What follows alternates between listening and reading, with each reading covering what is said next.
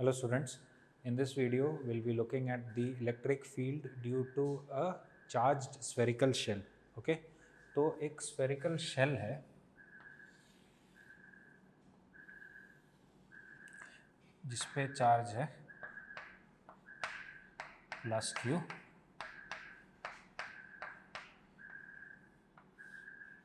And इसका radius जो है वो R है. नाउ इस पे कुछ जगहों पे फील्ड्स निकाला जा पूछा जा सकता है, which is one of them is inside मान लो point A, then outside point B. दो पॉइंट्स पे तुमको फील्ड निकालना बोला जा सकता है. ठीक है, तो let's look at them one by one. Point A क्या वजह ए पे देखते हैं, विच इज इनसाइड. ए क्या है? इनसाइड. ठीक है, इनसाइड मतलब क्या होगा? अगर इधर से इधर का जो डिस्टेंस है, इधर से इधर का जो डिस्टेंस है उसको मैं आर लेता हूँ. ठीक है, अगर मैं इस डिस्टेंस को आर लेता हूँ एंड इवन लेट्स से कि बाहर वाले डिस्टेंस को भी नाम आर दे देता हूँ, तो ये आर जो है वो वेरिएबल है. तो how do I relate this R and capital R? तो इनसाइड के लिए क्या कर सकता हूँ कि R is less than capital R and point B which is outside, outside के लिए I could say R is greater than और इक्वल टू, मतलब ऑन द सरफेस वाला भी केस ले सकते हो, then capital R. Okay, we need to find fields for these two cases. Right, तो सबसे पहले पॉइंट ए के लिए देखते हैं. Now there are two ways of doing that. First one is the general method and then the second is Gauss's law. तो general method या फिर इसको शेल थियरम भी बोलते हैं, तो वो क्या है देखते हैं. ठीक है, तो दिस इज आर स्फीयर. इसको थोड़ा एनलार्ज कर लेता हूँ and let's say this is our point A. मुझे पॉइंट ए पे फील्ड निकालना है, तो what I will do is कि एक छोटा सा सरफेस एलिमेंट ले लेता हूँ. यहाँ पे एक छोटा सा सरफेस एलिमेंट ले लिया. ओके, एंड उस सरफेस एलिमेंट ने इस पॉइंट ए पे कितना एंगल, सॉलिड एंगल सबटेंड किया वो देखते हैं. तो उसको अगर देखना है तो इसके एजेस से क्या करेंगे, यहाँ पे हम लोग लाइन खींच देंगे and will extend that line. तो when you extend that line वो यहाँ पे आके गिरेगा. Do the same from this end, तो यहाँ पे आके गिरा. समझ गए? तो देखो हो क्या रहा है कि this is point A and there is one surface here and there is another surface here. देख सकते हो कि there are two surfaces. Let's say कि इस सरफेस का नाम है S1, इस सरफेस का नाम है S2. ये जो डिस्टेंस है इसको नाम दे देते हैं R1 एंड ये नाम दे देते हैं R2. Now what is common for both S1 and S2? दोनों S1 and S2 are subtending the same solid angle at point A. Can you see that? Same solid angle है, omega नाम दे देता हूँ. Okay, तो अब देखो, अब मैं एक और चीज़ दे. अभी इस पूरे स्फीयर को मैंने चार पार्ट्स में तोड़ दिया. एक पार्ट क्या है S1, दूसरा पार्ट क्या है S2, देन ये अपर पार्ट, ये जो पार्ट दिख रहा है तुमको, I will call this part 3 and this lower part, इसको पार्ट 4 मान सकता हूँ. Now by symmetry you can see that point A पे field due to 3 plus field due to 4 would be 0, क्योंकि इक्वल एंड ऑपोजिट रहेगा by symmetry. इसके 3 के वजह से फील्ड ऐसा रहेगा, 4 के वजह से ऐसा रहेगा, both of them will cancel out. Alright, but तो फील्ड बचा किसके वजह से? S1 एंड S2 की वजह से. ठीक है, तो नेट फील्ड जो रहेगा, net field would be due to field due to S1 plus field due to S2. Now if you look at it vector form में, तो S1 के वजह से जो फील्ड है वो देखो कैसे रहेगा. ये अपना ये S1 एरिया वेक्टर हुआ एंड उसके वजह से कहाँ पे फील्ड पूछा है अपने को, यहाँ पे पॉइंट A पे. राइट, तो इस पॉइंट A पे इलेक्ट्रिक फील्ड का डायरेक्शन क्या रहने वाला है? इस पॉइंट पे इलेक्ट्रिक फील्ड का डायरेक्शन ये रहेगा, this is ES1. Okay, alright, ये अपना S1 area. What about S2? S2 के वजह से कैसा रहेगा? S2 के वजह से ये दूरी ज़्यादा है एंड इधर फील्ड जो रहेगा वो कैसा रहेगा? लाइक दिस, ES2 है, sorry. Alright, now what are these separations? ये जो सेपरेशन है वो क्या है? R1 और ये सेपरेशन क्या है? R2। Now both of them are, we can assume that both of them are point sized. ये ओमेगा को बहुत स्मॉल ले लेते हैं, वेरी स्मॉल। ओमेगा को क्या ले लेते हैं? Very small. Okay, now you can see that ये पॉइंट ए पे ES1 का डायरेक्शन ऐसा और ES2 का डायरेक्शन ऐसा है पॉइंट ए पे। तो यू कैन से दैट कि E would be equal to ES1 minus ES2। Now S1 पे चार्ज कितना, S2 पे चार्ज कितना? ये सरफेस, इस पूरे स्फीयर पे अगर मैं चार्ज डेंसिटी सिग्मा ले लो, चार्ज डेंसिटी क्या ले लो? सिग्मा ले लो, तो S1 पे जो चार्ज रहेगा Q1, let's call this Q1, तो Q1 is going to be sigma into S1, और इस S2 पे जो चार्ज रहेगा Q2 is going to be sigma into S2। तो पॉइंट चार्ज की वजह से जो फील्ड रहेगा वो कैसे कैलकुलेट करेंगे? ES1 कितना रहेगा? K Q1 by R1 square minus ES2 की वजह से क्या होगा? K Q2 by R2 square. Alright, तो Q1 के बदले क्या लिख सकते हैं अपने? Sigma S1। देखो क्या आ गया, E का value K into sigma S1 by R1 square minus K into sigma S2 by R2 squared. Now what is S1 by R1 square and S2 by R2 square? You can see that omega is going to be S1 by R1 square is equal to S2 by R2 square. तो S1 by R1 square भी omega, S2 by R2 square भी omega, तो ये क्या हो गया? K sigma omega minus K sigma omega. तो electric field at point A is going to be 0. Very important point. Inside the shell, field inside a uniformly charged shell would be 0. ठीक है, very very super important point. इसको shell theorem भी कहते हैं। What do you call this? Shell theorem. Alright, so inside the shell the field is going to be 0. Now that was one method of looking at that.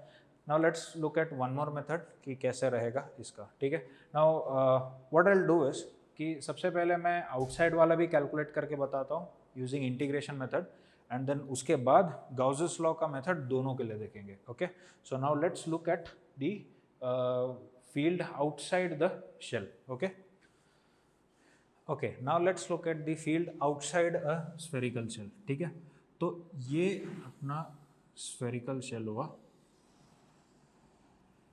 Okay, and इसके centre से R दूरी पे, centre से R दूरी पे हमें field calculate करना है। तो इसका जो टोटल रेडियस है, इसका रेडियस जो है वो R है, एंड इसका टोटल चार्ज Q है। And let's define sigma for this particular sphere. Sigma क्या रहेगा? Q by 4 pi R square. In case we need it will use it. Okay, now how do calculate the field at this point? मान लो ये point है, इस point, this was point B as far as I remember, R is greater than capital R. तो इस shell को क्या कर सकता है? मैं रिंग एलिमेंट्स में तोड़ सकता हूँ। ठीक है, तो I can imagine ring elements on the shell, and how would they look like? देख सकते हैं ऐसे।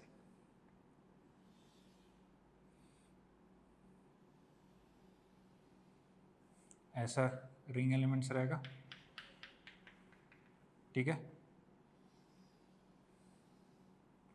ऑलराइट, तो इसका अब मैं और क्या इंफॉर्मेशन दे सकता हूँ कि इसका जो एंगुलर विड्थ है, इसका angular width and angular position define कर सकता हूँ। एंगुलर पोजीशन मान लो थीटा, एंड इसका एंगुलर विड्थ जो है वो है डी थीटा।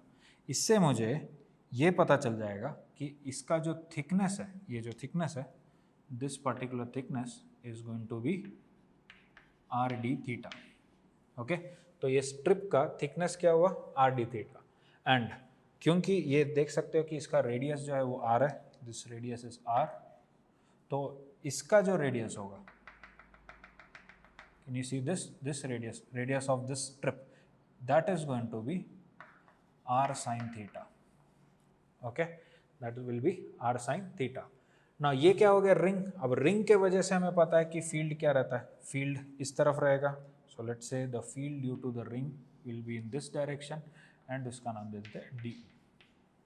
ओके, तो इधर से एक बहुत इंपॉर्टेंट सा पॉइंट ये आ गया कि इसको अगर मैं रिंग एलिमेंट्स में तोड़ दूं तो हर रिंग के वजह से इस पॉइंट पे फील्ड क्या रहेगा, radially outwards. So the net field due to the sphere will be radially outwards. ठीक है, तो अब तो मुझे क्या करना है कि इस डी को इंटीग्रेट करना है, तो let's write D first. D होगा कितना, ठीक है ना, तो इधर से इसका दूरी कितना है, कैन यू सी दैट, इधर से इस रिंग के सेंटर से, इस रिंग के सेंटर से इसका जो डिस्टेंस है वो देखो कितना है, it is R minus R cos theta, R minus R cos theta. ध्यान रहे कि ये जो आर है that is from the centre. Okay, centre से ओ बी बोल सकते हैं, O B is equal to R. Alright, now due to a ring field कितना होता है, field due to a ring कितना होता है, E is equal to K Q X by R square plus X square raise to 3/2। Now don't get confuse, मैं इसका नहीं लिख रहा, ये जनरल फॉर अ रिंग लिख रहा हूँ। नाउ इस पर्टिकुलर रिंग के लिए Q क्या रहेगा, डी क्यू, तो इसका डी क्यू कितना रहेगा, D Q is going to be, let's write it here, dq would be equal to sigma dA। ठीक है, तो सिग्मा कितना रहेगा, sigma is q by 4πr² into इस स्ट्रिप का एरिया कितना रहेगा, what is the circumference, it is 2πr sine theta into thickness कितना है, आर डी थीटा। ऑलराइट, तो इधर से देखो डी क्यू कितना आया, D Q is equal to, देखो R square cancel, pi cancel, Q by 2 into sine theta D theta. I hope मैंने कोई मिस्टेक नहीं किया हो। पाई कैंसल, 2 से ये 4 2 रह जाएगा, क्यू बचा, आर स्क्वायर कैंसिल हो गया, साइन थीटा डी थीटा बचा। So that is R D Q. Okay, तो इधर से जो डी ई रहेगा, डी ई कैसे लिखने वाला, देखो ध्यान से, D E DE is going to be K times Q के बदले क्या आ जाएगा, DQ which is Q by 2 into sin theta d theta, Q by 2 into sin theta d theta into X। X क्या होता था, रिंग के centre से point का दूरी, which is R minus R cos theta, ठीक है, divided by R square. Now what is this R square, वो रिंग का रेडियस होगा, आर स्क्वायर मतलब R sine theta the whole square plus X square मतलब R minus R cos theta the whole square raise to 3/2। Alright, तो that would be DE। Let's just simplify that ताकि हम लोग इसको use कर सके अच्छे से। तो इसमें देखो क्या सिंप्लीफाई कर सकते हो कि इसमें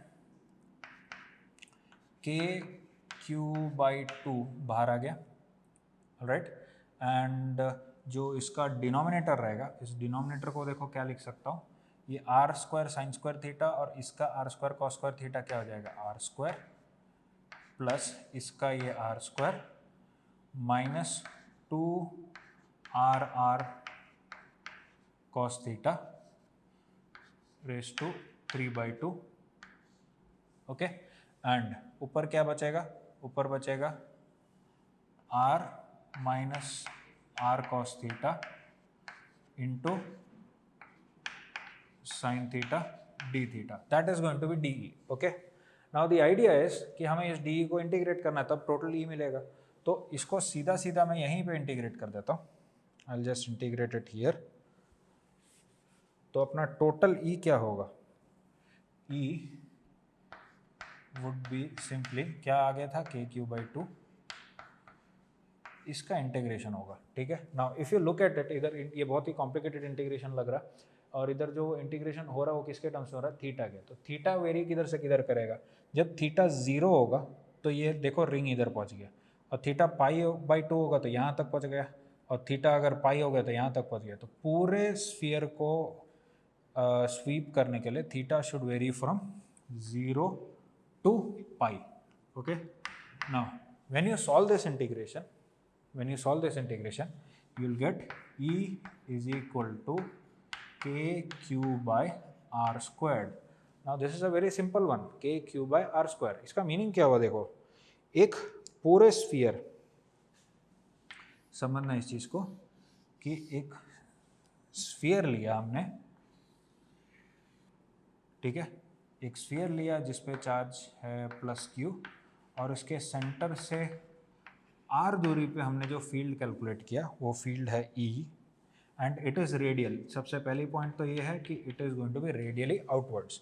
एंड ये जो फॉर्मूला आया, this is similar, this one is similar to a point charge Q which is at a distance R from that. ठीक है. और वो भी सेम इलेक्ट्रिक फील्ड ही प्रोड्यूस करता. I hope you understood this system. तो यहाँ पे अपने को लॉजिक क्या लगाएंगे? अगर एक स्फेरिकल शेल है तो उसके अंदर फील्ड क्या होगा? 0. एंड उसके बाहर कैसे फील्ड निकालेंगे? यू कैन जस्ट इमेजिन कि पूरा का पूरा जो चार्ज है वो उसके सेंटर पे कॉन्सेंट्रेटेड है, एंड देन उसके रिस्पेक्ट में हमने फील्ड कैलकुलेट किया. आई hope you understood this concept. Now let's look at the other derivation of this, जो कि गाउसेस लॉ यूज करके. ठीक है. ओके, अब हम गाउसेस लॉ यूज करके इसका फील्ड कैलकुलेट करते हैं. तो देखो, तो सबसे पहले इनसाइड वाला पॉइंट पे कैलकुलेट करते हैं. This is a sphere of radius R and charge Q. तो मुझे इस पॉइंट A पे कैलकुलेट करना है फील्ड. ठीक है, एट दिस पॉइंट A. तो अगर इस पॉइंट A पे कैलकुलेट करना है तो what I will do is, I am going to imagine a Gaussian surface. ठीक है, Gaussian surface of radius R, small r radius का गाउसियन सरफेस लेता हूँ. नाउ ये पार्ट कट कर देना, आवाज वाला. नहीं, अभी वो पी करके बजाया ना, वो मेरा ये ध्यान हट गया उस टाइम पे. उसको समझ गया ना, मैं इधर ऐसा करूँ, मैं बोल दिया हटा देना करके. अब मैं इधर से चालू कर देता हूँ. ठीक है. ओके. तो हमने एक गाउसियन सरफेस सिलेक्ट किया, और स्फेरिकल गाउसियन सरफेस, इसका नाम दे देता हूँ. This is a spherical Gaussian surface. अब मैं स्फीयर का, मैंने पहले इसमें बताया था कि we can select ring elements. ठीक है. तो रिंग एलिमेंट्स की वजह से हमें पता है कि रेडियल फील्ड्स होगा. तो रेडियल फील्ड है तो हमें एक चीज़ का आइडिया तो है कि इस पॉइंट पे, इस पर्टिकुलर पॉइंट पे अगर फील्ड लिया जाए, अगर है तो, in case there is a field, तो फील्ड जो होगा वो रेडियल होगा. राइट. एंड ये जो पॉइंट पे अगर मैं एक एरिया ले लूँ, छोटा सा एरिया, तो उस एरिया वेक्टर भी कैसा रहेगा? Radial, DA. I hope you understood this. तो इसका पे मैं गाउस लॉ लगाऊं तो देखो कैसे मिलेगा मुझे. तो Gauss law inside that the first case is R less than capital R के केस में, तो flux is equal to total charge enclosed by epsilon naught. तो इधर देखो कि क्या आएगा, what is the flux? Integral E dot DA which is equal to charge enclosed by epsilon naught. And charge enclosed खुद कितना है? There is no charge inside it. Charge तो पूरा इधर है, तो इधर क्या रहेगा? 0. तो इधर से देखो क्या आ गया, integral E dot DA integral E dot D A is equal to zero. Now there is a standard misconception कि integral E dot D A zero मतलब ई जीरो है. एक्चुअली वो गलत है. E dot D A zero है. E और D अगर perpendicular होगा एक दूसरे के तो भी ये जीरो हो सकता है. ठीक है, तो इधर से डायरेक्टली ये कहना कि ई जीरो होगा वो गलत है. तो उसके लिए मैंने आर्ग्यूमेंट लगाया कि क्योंकि अगर मैं यहाँ पर रिंग एलिमेंट्स लेता तो उन रिंग एलिमेंट्स की वजह से फील्ड कैसा रहता है, रेडियल. देन एरिया वेक्टर के साथ वो क्या रहता है, parallel. So there is no way कि E is perpendicular to D A. तो यहाँ पे E dot D A zero होने के लिए मैं इसको क्या लिख सकता हूँ, integral E D A cos zero is equal to zero. And क्योंकि हर जगह पे एलिमेंट पे मैं बाई सिमेट्री ई मान सकता हूँ तो E can be same for all D A.